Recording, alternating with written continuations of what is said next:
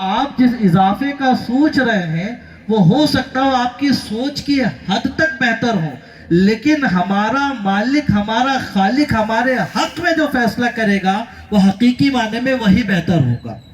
اگر آپ نے اپنے بینک بیلنس پہ بھی رب کا شکر ادا کیا، اضافہ اگرچہ نہ ہوا لیکن اگر وہ ہیک ہونے سے بچ گیا تو رب کا شکر ادا کر دیں کہ مولا تیرا لاکھ شکر، راتوں رات اکاؤنٹ ہیک ہو رہے لیکن میرا الحمدللہ باقی ہے۔ آپ جاب سے اگرچہ ترقی نہیں تھی لیکن رب کا شکر ادا کریں، مولا میں جاب لیس تو نہیں ہو پایا، ورنہ نہ جانے کیسے کیسے لوگ تھے اور وہ جاب لیس ہو گئے ہیں۔ تو اضافے کا مطلب قطعی یہ ملٹی پلائی یا پلس نہ سمجھیں، یہ سمجھیں کہ اللہ رب العزت نے اگر اس کے آپ کے لیے باقی بھی رکھا ہے تو یہ سمجھیں کہ اللہ کا بہترین فیصلہ آپ کے حق میں یہی ہے۔ رب کا شکر ادا کریں، رب کا شکر ادا کرنے لگ جائیں، انشاءاللہ یہ شکایتیں، یہ شکوے، یہ تکالیف دوری ہو جائے گی۔ شکر سے آپ کے بے شمار پریشانیاں یوں ہی دور ہو جائیں گی۔ عادت بنا لیں، بس عادت بنا لیں۔ اور یہ اتنا طویل موضوع ہے کہ ہمارے اکثر علماء اکرام نے اس پہ بہت ساری مثالیں بھی دی، بیانے بھی کیے ہیں۔ گاڑی موٹر کی مثالیں ہوتی ہیں، گھر وغیرہ کی مثال ہوتی ہے، یہ آپ خود بخود غور کر لیں۔ میں صرف اشارہ اس لیے دے رہا ہوں کہ کل جا کر آپ کو پھر سے یہی چیزیں فیس کرنی ہے، تو آج جاتے جاتے اس کی عادت بنا کے جائیں کہ مولا تیرا شکر ہے کہ میں آج صحت مند ہوں۔ اب آ جاتے ہیں دوسرے موضوع پر اور ایک مرتبہ درود پاک سنائیں گے۔ اللہم صلی علی سیدنا مولانا محمد صلاۃ و سلام علیک یا رسول اللہ صلی اللہ علیہ وسلم۔ یہ اس پہ میں تھوڑا سا تفصیلی گفتگو کروں گا کہ شکر پہ تو ہم کافی سن چکے ہیں اور شکر ہونا بھی چاہیے۔ اب آتا ہے نمبر مصیبت کا، اور ہر بندہ کسی نہ کسی اعتبار سے وہ مصیبت سے دوچار ہوتا ہے۔ کبھی صحت مند تھا تو اچانک بیمار ہو گیا، کبھی کوئی نہ کوئی تکلیف آ گئی، کبھی کوئی پریشانی آ گئی۔ اب اس پہ ہمیں کیا کرنا ہے؟ تو آج آپ کو ایک چیز میں بتاتے جاؤں گا، انشاءاللہ اگر آپ اس پر عمل کریں گے تو جو بھی تکلیف ہوگی وہ دور تو ہوگی اور اللہ اس سے بہتر بھی عطا فرمائے گا انشاءاللہ۔ دیکھیں، تکلیفیں بہت طرح کی ہو سکتی ہیں، کسی بھی طرح کی۔ آپ یہ بتائیں کہ آپ میں سے کوئی بندہ ایسا ہے جو یہ چاہتا ہے کہ اس کا جو بینک بیلنس ہے وہ روز تھوڑا تھوڑا کم ہوتے جائے؟ کوئی ایسا ہے؟ ہر بندے کی ایک ہی خواہش ہوتی ہے، تھوڑا ہی بڑھے لیکن بڑھتا رہے۔ آج تگو دو بھاگ دوڑ اسی کی ہے۔ اچھا، دوسری چیز، کیا کوئی بندہ ایسا ہے جو یہ چاہتا ہے کہ وہ بری موت مرے؟ کوئی نہیں چاہتا۔ کوئی نہیں چاہتا کہ چلتے چلتے اس کا ایکسیڈنٹ ہو، اس کے چیتھڑ اڑ جائے۔ موت آنا برحق ہے، سب کو پتا ہے، لیکن کوئی یہ تو خواہش نہیں کرتا کہ اس طرح کی موت آئے۔ تو آپ یہ چاہتے ہیں کہ مال آپ کا بڑھتا رہے، آپ یہ چاہتے ہیں کہ آپ نقصان سے دوچار نہ ہو، اور آپ چاہتے ہیں کہ آپ بری موت سے بچے رہیں، تو آج ہی اپنی زندگی میں ایک چیز کو شامل کر لیں، اور اس چیز کا نام ہے صدقہ کرنا۔ سامنے ایک بورڈ بھی لگا ہوگا، صدقے سے مال کم نہیں ہوتا ہے، صدقے سے مال کم نہیں ہوتا ہے۔ جو لوگ کرتے ہیں وہ اس کا تجربہ رکھتے ہیں۔ اگرچہ ہمارے کیلکولیشن کے حساب سے ہم نے جیب سے 110 روپے میں سے 10 دے دیا تو 10 کم ہو گیا ہے، لیکن یقین جانیں اگر آپ نے اس حدیث پر عمل کرنے کی نیت سے دیا ہے، ایک تو دینا اور ہوتا ہے، حدیث پر عمل کرنے کی نیت سے اگر آپ نے وہ 10 روپے دیے ہیں، یقین جانیں وہ آپ کا مال ضائع نہیں ہوگا، مال میں برکت ہوگی، یقیناً برکت ہوگی۔ اور حدیث پاک میں آتا ہے کہ صدقہ بری موت کو ٹالتا ہے، بری موت سے بچاتا ہے، بلاؤں کو ٹالتا ہے اور بری موت سے بچاتا ہے۔ تو آپ کیا چاہتے ہیں کہ آپ کے گھر میں بلائیں آ جائیں؟ آپ چاہتے ہیں کہ بیٹھے بٹھائے پریشان ہو جائیں؟ نہیں چاہتے، تو پھر کس چیز کا انتظار کر رہے ہیں؟ کہ بلا آئے تب اس سے پہلے ہی انتظام کر لیں اور صدقے کا معمول بنا لیجیے.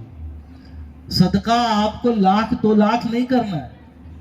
آپ وہ جس کو دینے کے بعد آپ تکلیف میں بھی نہ پڑیں اور رضاء الہی کے لیے خوش دلی سے دے سکیں، اگرچہ وہ 10 روپے ہی صحیح ہو، لیکن معمول بنا لے کہ میں اپنے جان و مال کی حفاظت کے لیے، بری موت سے بچنے کے لیے اللہ کی راہ میں یہ صدقہ نکال رہا ہوں.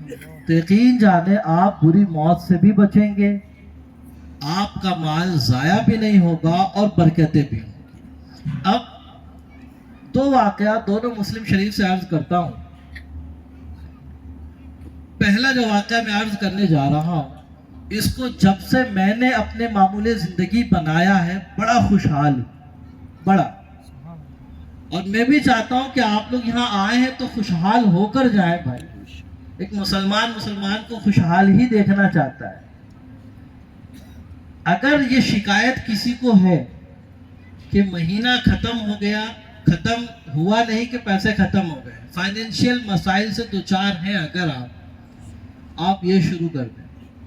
آپ کو لگ رہا ہوگا یہ الٹا عمل ہے، لیکن یہی سیدھا عمل ہے، یہ حقیقت جانے. شروع کے کچھ سال جب میں پریشان ہوا، اس حدیث کو میں نے پڑھا، بیان کیا اور پھر میں نے خود عمل شروع کیا، بہت بہت سکون میں ہوں. عرض کر دیتا ہوں، حدیث پاک میں ہے، ریاض الصالحین میں بھی ذکر ہے، مسلم شریف میں بھی ذکر ہے کہ ایک شخص نے بادل سے آواز سنی کہ اے بادل، فلاں کے کھیت کو جا کر سیراب کر. تو شخص کو بڑا تعجب ہوا کہ یار یہ سامنے والا بندہ ہے کتنا بزرگ ہے. اچھا بہت شکریہ. چلیں ابھی آواز ٹھیک آ رہی ہے. چلیں بہت شکریہ. اس کا مطلب آپ غور سے سن رہے ہیں. تو میں عرض کر رہا تھا کہ آواز آئی بادل سے کہ فلاں کے کھیت کو سیراب کرو. آپ کو معلوم ہے کھیتی باڑی سے جو تعلق رکھتے ہیں سب کو پتا ہے کہ کھیتی باڑی کے سکسیس ہونے میں بہت بڑا رول ہوتا ہے پانی کا. ٹائم سے پانی ملنا بہت ضروری ہے. تو اب وہ بندے نے سوچا یار ایسا کون سا یہ نیک بندہ ہے کہ جس کے لیے اللہ رب العزت اتنا شاندار انتظام کر رہا ہے کہ بادل کو حکم دیا کہ بادل کے ٹکڑے جا اور اس کے کھیت کو سیراب کر. اب وہ بندہ اس بادل کے ساتھ ساتھ لگ گیا. وہ بادل چل رہا تھا، وہ بھی چلتے ہوئے گیا. اس نے کیا دیکھا، بادل پھٹا، پانی ایک چٹان کے اوپر گرا. دیکھیے بادل آواز کر رہا ہے. خیر اب سنیں، بادل پھٹا، پانی چٹان پر گرا اور وہ چٹان سے ایک راستہ بنا ہوا تھا. ایسے ہوتے ہوئے ایک سامنے والے کے کھیت میں گیا اور ایک بندہ اس کھیت میں کام کر رہا تھا. اس نے دیکھا کہ یار یہی وہ بندہ ہوگا. اس کے پاس جا کر اس کے نام سے پوچھا، کیونکہ بادل سے نام سن چکا تھا. آپ فلاں ہیں؟ تو کہا جی ہاں میں ہی فلاں ہوں. اس نے پوچھا آپ یہ بتائیں ایسا کون سا آپ نیک کام کر رہے ہیں کہ اللہ رب العزت نے آپ کے کھیت کے لیے اتنا شاندار انتظام کیا. میں فلاں جگہ تھا، میں نے سنا کہ اس کو بادل کو حکم ہوا کہ بادل فلاں کے کھیت کو جا کر سیراب کر. اس نے غور کیا، اس نے کہا میں ایسا کوئی خاص عمل تو کرتا نہیں، البتہ اتنا ضرور کرتا ہوں کہ یہ جو کھیت ہے میرا، یہی میرا ذریعہ معاش ہے. یہ جو کھیت ہے یہی میرا ذریعہ معاش ہے. تو جب بھی اس سے اناج ہوتا ہے تو اناج ہونے کے بعد میں اس کے 3 حصے کر دیتا ہوں. ایک حصہ تو اپنے گھر والوں کے لیے رکھ دیتا ہوں اور ایک حصہ واپس اس کھیت میں لگا دیتا ہوں اور ایک حصہ راہ خدا میں خرچ کر دیتا ہوں. سبحان اللہ. دیکھیے رحمت الہی بھی تائید کر رہی ہے. آپ اندر آ جائیں، غور سے سنیں. درود پاک پڑھیں گے، اللہم صلی علی سیدنا مولانا محمد بارک وسلم. صلاۃ و سلام علیک یا رسول اللہ صلی اللہ تعالی علیہ وعلی آلہ وصحابہ وبارک وسلم. صلاۃ و سلام علیک یا رسول اللہ صلی اللہ علیہ وسلم. اللہ کا شکر ہے، لاکھ شکر ہے.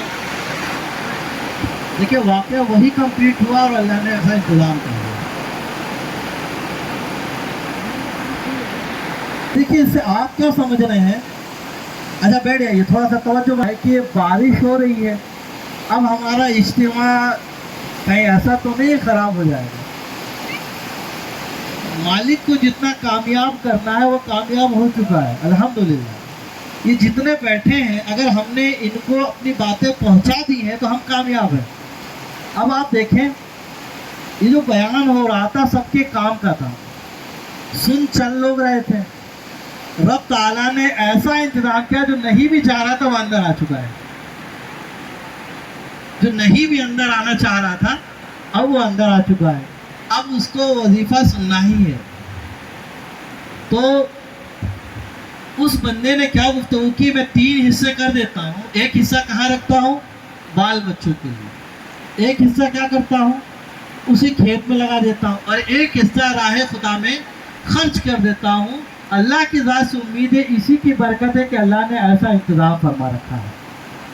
اب میں آپ سے یہ نہیں کہوں گا کہ آپ اپنے حلال روزی کے 3 حصے کریں، نہیں، کیونکہ آپ اپنی ضرورتوں کو مجھ سے زیادہ جانتے ہیں، آپ اپنے مسائل کو مجھ سے زیادہ جانتے ہیں، لیکن اتنا ضرور عرض کروں گا، گزارش کروں گا اور مؤدبانہ گزارش کروں گا کہ آپ اپنی حلال روزی سے ایک متعینہ پرسنٹیج ضرور بنائیں، متعینہ رقم نہ بنائیں۔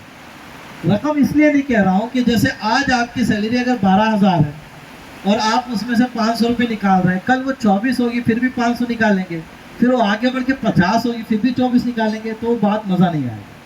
ایک پرسنٹیج بنائیں، اب وہ پرسنٹیج 1% ہو، 2% ہو، 3% ہو، جو بھی ہو وہ آپ دیکھیں کہ جتنا نکالنے کے بعد میں کسی پریشانی میں نہیں پھنسوں گا، میرے اخراجات آرام سے پورے ہو جائیں گے۔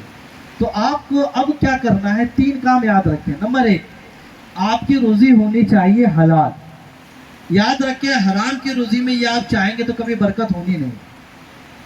روزی ہونی چاہیے حلال، حلال روزی میں پہلا کام۔ دوسرا کام، حلال روزی سے آپ کوئی بھی پرسنٹ جو متعین کر رہے ہیں وہ صرف اور صرف رضائے الہی کے لیے، صرف اور صرف رضائے الہی کے لیے، اور اس میں اس حدیث پاک پر عمل کی نیت سے آپ کریں۔ کسی کو یہ نہ بتائیں کہ میں ایسا کیا کرتا ہوں، میں تو یہ نکالتا ہوں اپنے سیلری سے، ایسا نکالیں کہ آپ جانے اور آپ کا رب جانے۔ بس آپ اپنے گھر والوں سے بھی نہ بتائیں، ہاں ترغیباً کسی کو بتانا ہو تو ایک اشارہ آپ دیں کہ آپ ایسا کر سکتے ہیں۔ انشاءاللہ کرنا شروع کر دیں۔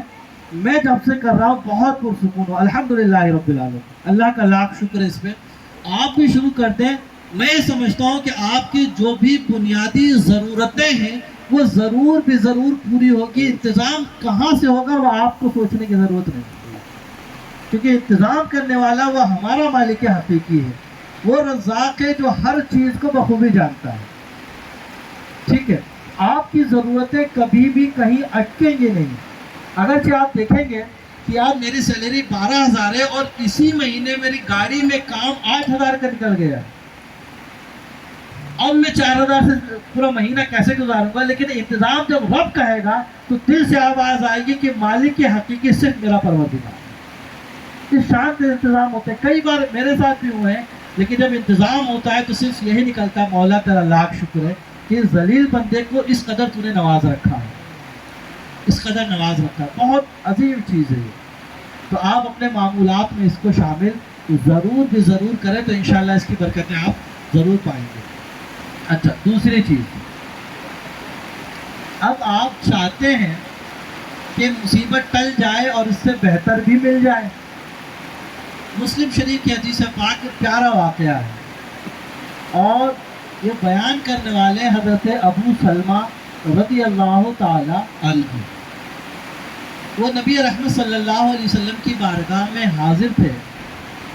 نبی رحمت صلی اللہ تعالیٰ علیہ وسلم نے ارشاد فرمایا جب کسی مسلمان کو کوئی مصیبت پہنچے تو وہ یہ پڑھ لے، انا للہ و انا الیہ راجعون، اللہم اجرنی فی مصیبتی ھذا واخلف لی خیرا منہا۔ تو اللہ رب العزت اسے اس سے بہتر عطا فرما دے۔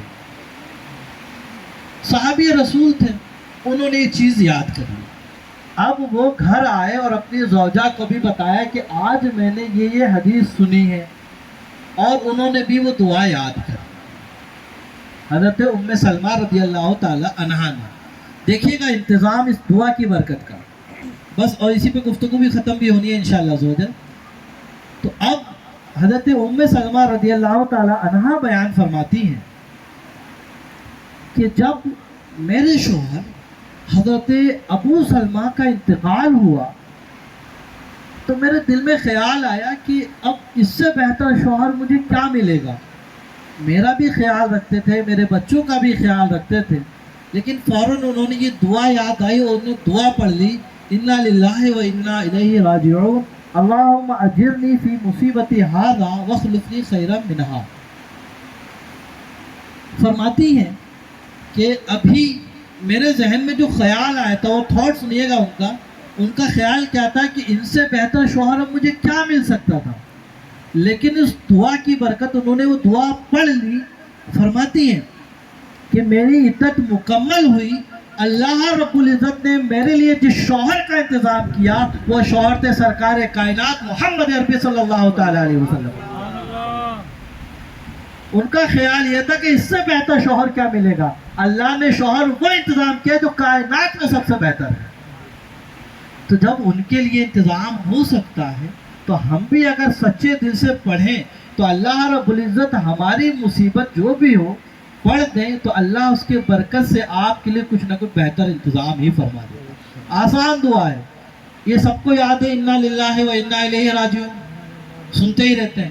اچھا اتفاق حضرت, ایک بار ایسے کچھ شاید گاڑی کا کوئی مسئلہ ہوا تھا, ہم انا للہ ہی پڑھ دیا, تو سامنے والا تعجب سے یوں دیکھ رہا ہے اور تعجب کی نگاہ یہ بتا رہی تھی کہ یار یہ دعا تو کوئی مرتا ہے تبھی پڑھتے ہیں ہم. تو عموماً ہمارے یہاں یہی ہے نا کہ جیسے ہم نے سنا کہ آج فلاں صاحب کا انتقال ہو گیا ہے, ہم پڑھتے ہیں انا للہ و انا الیہ راجعون. حالانکہ فرمایا گیا کہ اگر آپ کو ایک سوئی بھی چبھے, یہ بھی تکلیف ہے, آپ پڑھ لیں انا للہ و انا الیہ راجعون.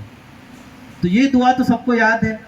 آگے کی جو دعا ہے اگر عربی میں نہ بھی یاد ہو سکے تو اردو میں آپ ضرور اس کو ذہن میں بسا لیں. اللہم اجرنی فی مصیبتی ھذا, اللہ رب العزت اے میرے اللہ تو مجھے اس مصیبت سے نجات عطا فرما. اردو میں کہہ ہی سکتے ہیں, اللہ مجھے اس مصیبت سے نجات عطا فرما اور اس کے بدلے میں میرے لیے بہترین انتظام فرما. تو یہ دعا آپ پڑھ لیں گے تو انشاءاللہ عزوجل میں سمجھتا ہوں کہ اس کی برکت سے آپ کبھی بھی دشواری سے دوچار ہوں گے, اللہ رب العزت آپ کے ساتھ کرم کا معاملہ فرمائے. تو میں عرض کر رہا تھا کہ زندگی کبھی بھی ان دو سے آگے جانی نہیں ہے. نعمتیں ملیں گی, مصیبتیں آئیں گی. تو جب نعمت ملے تو اب کرنا کیا ہے, ایک ہی بس ریویژن آخری, جب بھی نعمت مل جائے تو رب کا شکر ادا کریں, مولا تیرا لاکھ شکر ہے, مولا تیرا لاکھ شکر ہے کہ تو نے مجھے اس چیز سے نواز دیا ہے. چھوٹی سے چھوٹی نعمت ہو اس کا بھی شکر ادا کریں, بڑی سے بڑی نعمت ملے اس کا بھی شکر ادا کریں. اور جب کوئی مصیبت آ جائے تو مصیبت پر صبر کرتے ہوئے یہ دعائیں پڑھتے رہیں تو انشاءاللہ عزوجل اس کی برکتیں آپ کو ملیں.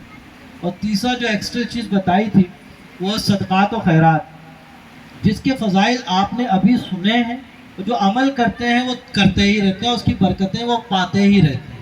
تو آپ سے بھی گزارش ہے کہ آپ اپنی زندگی میں اس کا معمول بنا لیں, ضرور بھی ضرور کچھ نہ کچھ صدقہ ضرور کیا کریں, نکالا کریں. جیسے سب سے بہترین جو جگہ ہے صدقہ کرنے کی میں آپ کو بتاؤں, میں اس لیے نہیں کہہ رہا ہوں کہ میں کسی مدرسے کا استاذ ہوں, نہیں. آئیے اس قول کو میں منسوب کر ہی دوں. یہ قول میں نقل کرنے جا رہا ہوں جلالۃ العلم الشاہ حافظ ملت علیہ رحمت الرضوان مبارک پوری, جن کا مزار اقدس مبارک پور میں ہے اور عظیم الشان ادارہ ہے. وہ آپ خود بیان فرماتے ہیں کہ بہترین جگہ جو مصرف خرچ کرنے کی ہے وہ طلبہ اکرام پر خرچ کرنا ہے. میں نے اس لیے اپنی طرف سے نہیں کہا, آپ کو لگے کہ اس مدرسے سے میں ریلیٹ کر رہا ہوں اس لیے آپ سے کہہ رہا ہوں. اب وجہ بھی سنتے جائیے, وجہ بھی سنتے جائیے. وجہ یہ ہے کہ اگر آپ نے مسجد میں خرچ کیا تو جب بھی نمازی اس کے اندر نماز پڑھے گا تو آپ کو ثواب ملے گا. آپ نے کہیں پانی کا نل لگایا, جب بھی کوئی پیاسا پانی پیے گا آپ کو ثواب ملے گا. آپ نے کوئی اور چیز پیڑ لگا دیا تو جب بھی کوئی اس سے پھل کھائے گا آپ کو ثواب ملے گا، لیکن کسی طالب علم پر آپ نے خرچ کیا اور آپ کی مدد سے وہ عالم دین بن جائے گا، تو اب وہ مصلی امامت پر کھڑا ہوگا تو آپ کو ثواب مل رہا ہوگا، وہ کہیں مائک پر کھڑا ہو کر بیان کر رہا ہوگا تو بھی آپ کو ثواب مل رہا ہوگا، وہ اپنی عبادتیں کر رہا ہوگا تو بھی آپ کو ثواب مل رہا ہوگا، وہ ذکر اپنا کر رہا ہوگا، ثواب آپ کو مل رہا ہے۔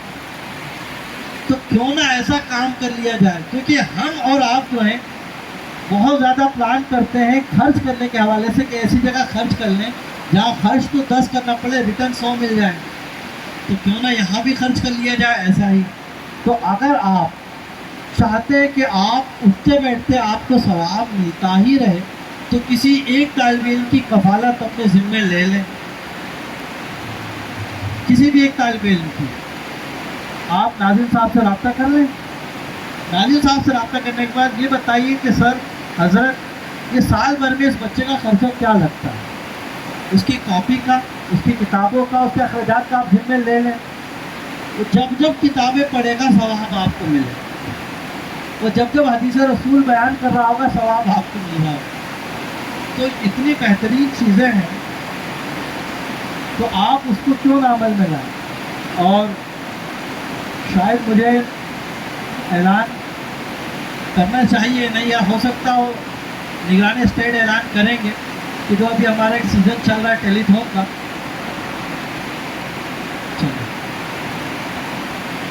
تو ابھی دعوت اسلامی ہند جو ہے آپ نے دیکھا ہوگا تمام دیگر مدرسوں کے علاوہ حساب سے دعوت اسلامی 2 بار چندہ کرتی ہے، ایک رمضان میں اور ایک بیچ موسم میں۔ وجہ یہی ہے کہ کام اتنے زیادہ ہیں اور اخراجات اتنے زیادہ ہیں کہ چندہ ختم ہونے کے قریب آتا ہے تو ہمیں ضرورت پڑتی ہے ایک بار اور آپ سے رابطہ کرنے کی۔ تو آپ یہ نہ سمجھیں کہ آپ پھر مانگنے آ گئے، آپ شکر ادا کریں مولا مجھے اس بہانے پھر سے نیکی کمانے کا موقع ملا، تو کسی ایک طالب علم کو اپنے ذمے میں لیں اور انشاءاللہ اس کا اجر آپ ضرور بھی ضرور پائیں گے۔ درود پاک پڑھیں گے، اللہم صلی علی سیدنا مولانا محمد بارک وسلم، صلاۃ و سلام علیک یا رسول اللہ صلی اللہ علیہ وسلم۔ ویسے تو ٹائم تقریباً مکمل ہو رہا ہے، لیکن اگر بیان مکمل بھی کر دیا جائے تو آپ کہاں جائیں گے؟ آپ تو یہیں بیٹھیں گے۔ ایک کسی موقع سے کسی شاعر نے کہا تھا کہ جب بارش کسی کی دعوت دی تھی اس نے، تو بارش کے آثار لگ رہے تھے اس کے، تو اس نے ایک دعا کی تھی کہ اے ابر کرم ذرا تھم کے برس، اتنا نہ برس کہ وہ عام ہو سکے۔ تو جب آ گئے تو اب یہی تھا کہ ابر کرم اب جم کے برس، اب وہ آ گئے تو جا نہ سکے۔ تو آپ لوگ آ گئے ہیں، بیٹھے رہیں۔ اچھا تو ہو گیا ہے، تو درود پاک پڑھیں گے، اللہم صلی علی سیدنا مولانا محمد بارک وسلم، صلاۃ و سلام علیک یا رسول اللہ صلی اللہ علیہ وسلم۔ تو یہ جو باتیں تھیں میرے ذہن میں اس لیے آئی کہ ہر بندہ اس سے دوچار ہوتا رہتا ہے، کبھی نہ کبھی شکر اور کبھی نہ کبھی نعمت، کبھی نہ کبھی پریشانی۔ اس لیے آپ سے ذکر کر دی تاکہ اس پہ آپ عمل کر سکیں۔ تھوڑی سی جگہ بنا لیں، پانی نکل جائے بس۔